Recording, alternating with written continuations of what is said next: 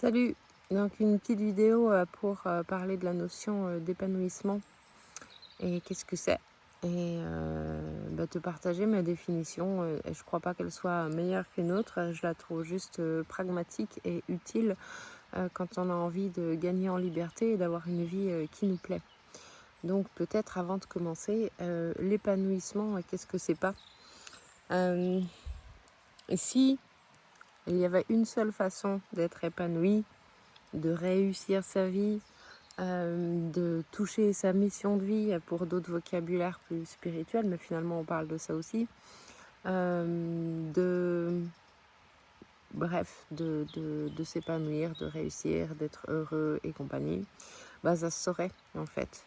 Et même si à chaque époque la société nous propose des canevas, des trames en fait d'épanouissement, ça ne veut pas dire que ça marche pour tout le monde. Ça marche pour certaines personnes, mais pas pour tout le monde. Moi, je crois qu'il existe autant de formes de s'épanouir qu'il existe d'êtres humains sur Terre.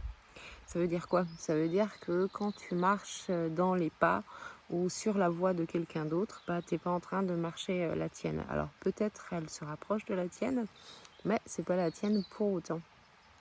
Du coup, je vais te faire une petite métaphore, parce que les métaphores, ça parle bien au cerveau.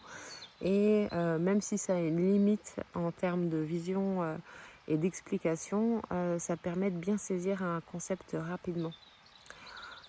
Tu vois autour de moi, la nature, chaque végétal, en fait, il a dans son ADN propre l'information de ce qui va être quand il va être grand. Ça veut dire que si je prends le chêne qui est juste derrière moi là, et à l'intérieur du gland, il y a déjà toute l'information en fait du chêne dans toute sa grandeur et dans sa forme la plus épanouie. Si je te donne l'exemple avec un bananier, j'adore le bananier. Un bananier, c'est juste génial. Un bananier, c'est génial. Pourquoi? Parce qu'en fait, il n'y a que lui sur Terre et tous les autres bananiers qui savent faire des bananes. Hein, c'est l'expression de son épanouissement. Ça veut dire que quand il n'est pas en mode survie, et ça je te le souligne, c'est super important, quand il n'est pas en mode survie, il fait quoi? Il croît, et dans le maximum de sa croissance, quand il est dans un climat qui est favorable pour lui, il offre ses fruits au monde et il fait des bananes. Tu vois ici autour de moi, on n'est pas hyper haut en altitude, mais on est déjà trop haut pour qu'un bananier puisse s'épanouir. Mon voisin, il a un bananier dans son jardin et chaque année, c'est la même histoire qui se répète. Le bananier, il essaye de pousser, tant bien que mal, il cherche à survivre et jamais il arrive à un niveau de croissance où il peut commencer à envisager de fleurir et de faire des fruits. Donc toute sa vie, en fait, il va rester en mode survie et jamais, en fait, il va goûter à cette notion d'épanouissement et d'offrir ce que lui sait faire le mieux, à savoir des bananes. Donc, ce que je crois être un piège dans le développement personnel, c'est que d'une part, tu peux pas être quelqu'un d'autre que toi. Ça veut dire que le bananier, il va jamais se mettre à faire des noisettes, des pommes ou des cerises. C'est pas dans sa nature. Sa nature, c'est de faire des bananes. Et l'autre piège hyper important, c'est que comme le bananier de mon voisin, il n'est pas dans un climat idéal. C'est un climat qui le met en mode survie. Et de fait, il ne pourra pas s'épanouir. Donc ça, c'est la limite en fait de ce modèle, mais c'est aussi une très bonne métaphore. Ça veut dire quoi? Ça veut dire que ton épanouissement dépend de qui tu es, de ta nature profonde. Alors non, nous, on n'a pas cet ADN qui nous dit quel genre d'épanouissement on peut prendre, quelle forme ça va avoir dans nos vies. Par contre, quelque chose qui s'y rattache et qui est extrêmement important, en fait, ce sont tes valeurs. Alors, pas tes valeurs au niveau intelligible, au niveau intellectuel, mais quelque chose de beaucoup plus tripal. En gros, je te la fais en super court. Notre monde sur Terre est un monde hyper polarisé. Ça veut dire qu'il y aura toujours des situations agréables et des situations désagréables. Même ton cerveau, en fait, il fonctionne comme ça. En termes de... soit tu es tout le temps en train de guetter si tu es en situation de survie et tu stresses et tu sécrètes du cortisol, soit tu as des systèmes de récompense qui viennent te montrer quand tu as fait une action qui favorise la survie, ta survie à toi et la survie de tes gènes, avec la dopamine, la sérotonine, l'ocytocine et les endomorphines. Donc en gros, dans notre tête, notre cerveau, il passe notre temps à nous donner des informations en mode attention, c'est pas agréable, peut-être c'est dangereux. Attention, c'est super agréable, mémorise comment tu as fait pour obtenir ça. En gros, c'est ça. Et ça construit nos circuits neuronaux. Donc, globalement, c'est hyper important si tu veux connaître ton épanouissement, d'avoir une idée de ce qui est agréable pour toi et de ce qui est désagréable pour toi.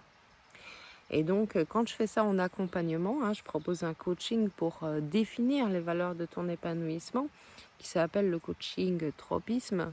L'idée du tropisme, c'est dans quel sens tu vas grandir, un peu comme le tournesol qui passe ses journées à suivre le soleil, quoi qu'il arrive. Toi, ton élan d'épanouissement, c'est quoi les grandes directions? Et les grandes directions, c'est des valeurs.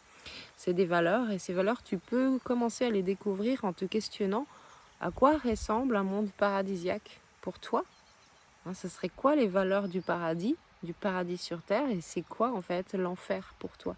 En fait, ce sont des thèmes au-delà de la représentation religieuse, et c'est pas du tout le but de l'exercice, mais ce sont des thèmes qui finalement te permettent de faire une synthèse et des archétypes très forts de ce qui te plaît et de ce qui te déplaît. Qu'est-ce que tu identifies comme étant un danger ou une ressource? Et donc à partir de là, il y a des valeurs qui sont essentielles pour toi. Il y a des valeurs que si tu les touches, si tu peux les exprimer, si tu peux les offrir, si tu peux y goûter régulièrement, ce sont des moments de joie, de plénitude, de sérénité. Et plus ces moments augmentent, et plus tu touches du bonheur, et plus on peut appeler ça finalement un chemin d'épanouissement.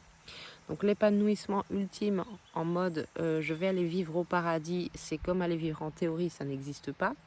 Mais par contre, avoir une idée hyper claire de ce qui te convient et de ce qui ne te convient pas, c'est essentiel pour faire tes choix dans ta vie.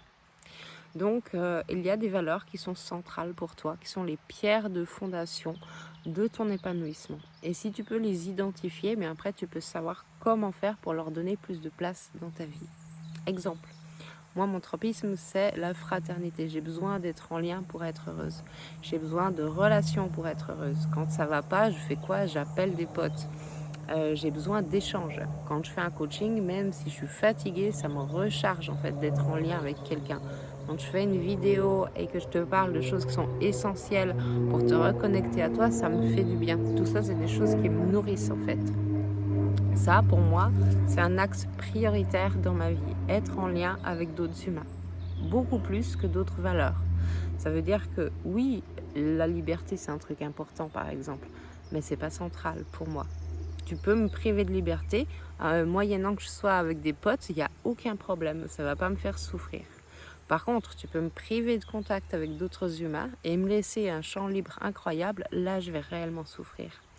Donc nos paradis et nos enfers nous sont propres, et c'est vraiment important de se poser la question à quoi ça ressemble et quelles sont les valeurs en fait qui animent ces deux espaces pour toi.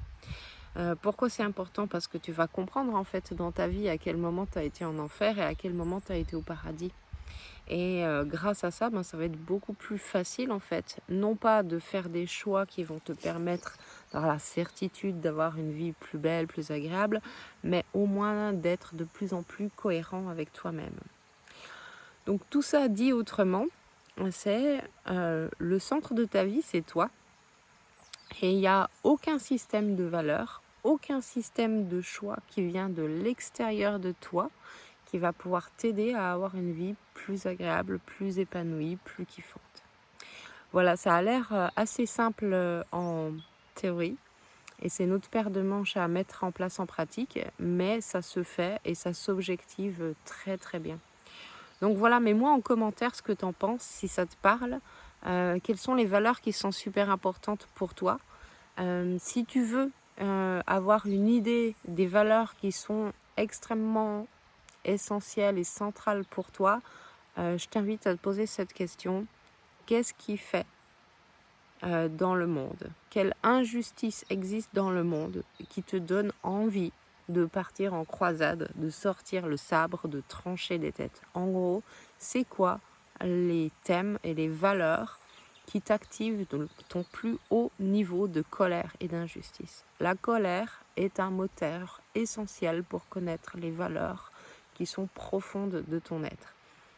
Voilà, essaye de voir ce que ça fait quand tu penses à ça et marque-moi en commentaire qu'est-ce que tu as découvert.